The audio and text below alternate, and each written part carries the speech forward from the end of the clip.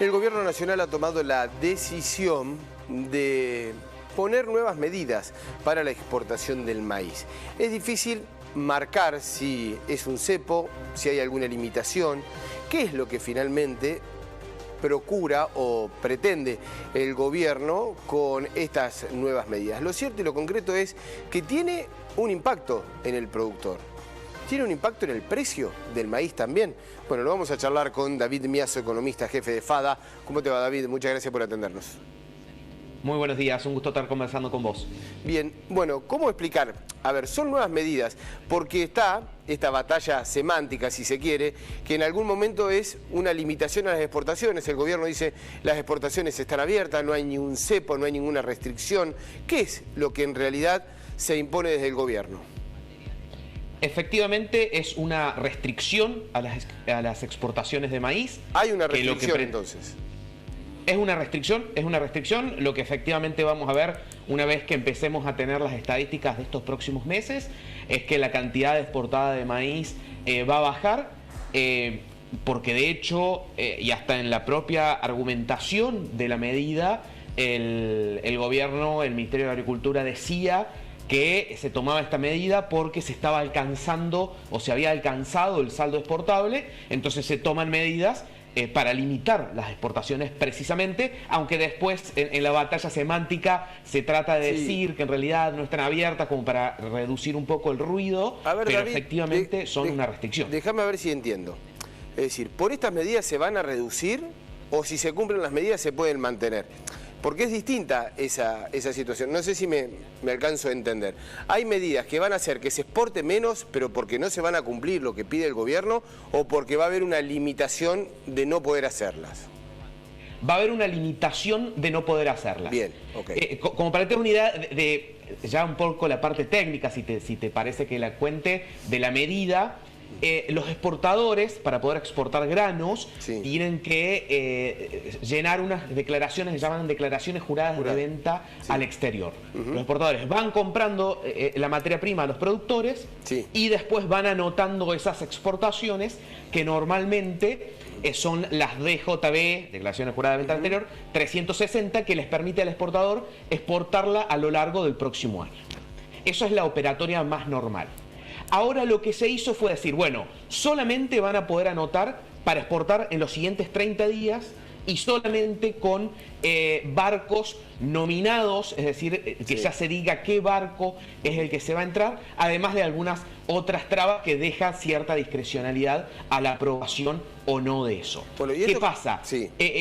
Los exportadores tienen ya comprada, han anotado 38 millones y medio de toneladas para exportar.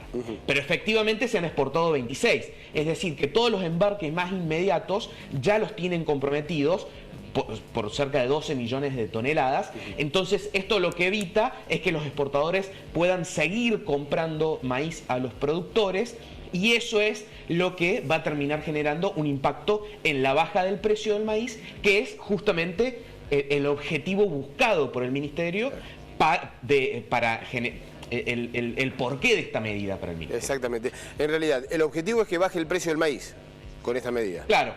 El objetivo es limitar las exportaciones, porque recordemos que Argentina exporta 2/3 de su producción de maíz. Entonces, cuando vos limitás la demanda por exportaciones, lo que hace es reducirse el precio. ¿Y cuál es el impacto? ¿Y cuál es el beneficio de bajar ese precio del maíz para el gobierno? Bien, una sola cosita, en FADA lo que publicamos estos días es que mientras se aplicaron restricciones a las exportaciones, que en su momento se llamaban ROE, entre fines de 2017 y fines de 2007 y fines de 2015, por 8 años, el precio del maíz en promedio bajó un 8%. Si eso mismo sucediera hoy, al valor de la cosecha de hoy, le generaría un perjuicio a los productores agrícolas y a las zonas agrícolas como Río Cuarto de 1.100 millones de dólares.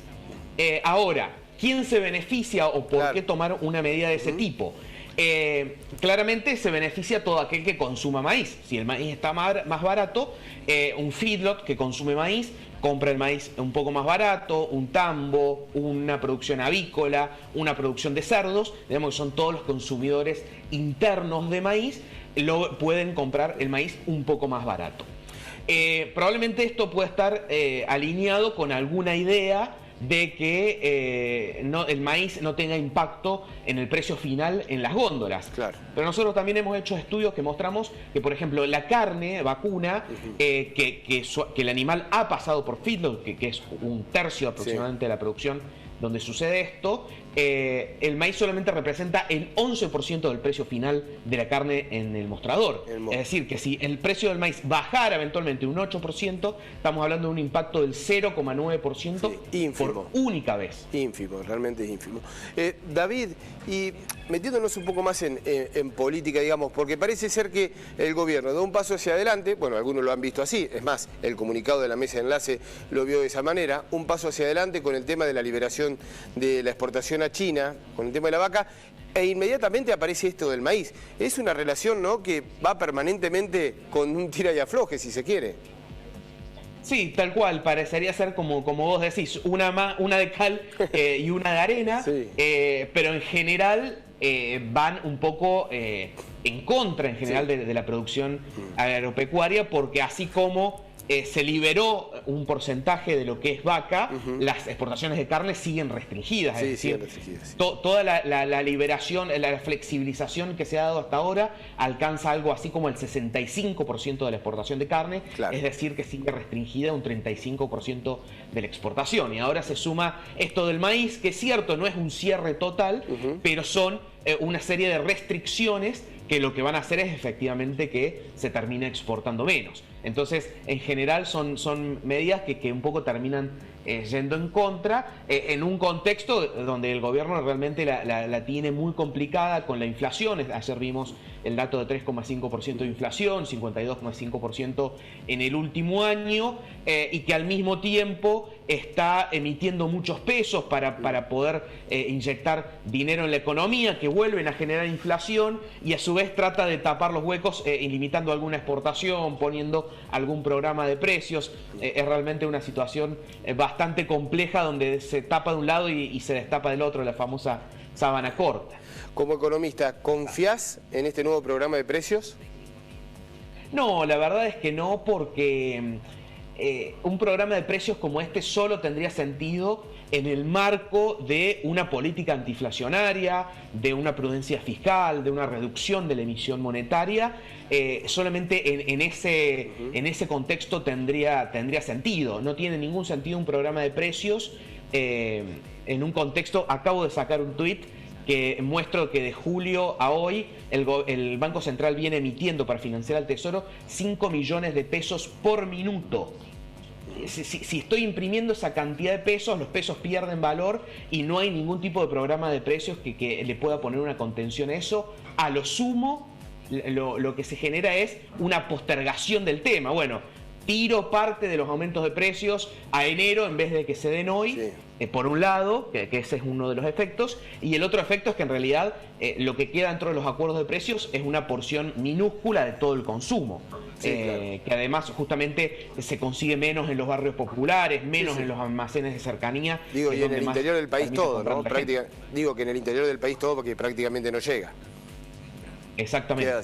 Entonces, la verdad que es algo más comunicacional que un efecto cierto sobre los precios. Siempre un gusto, David, conversar con vos. Un fuerte abrazo. Un gusto conversar con vos también. Hasta luego.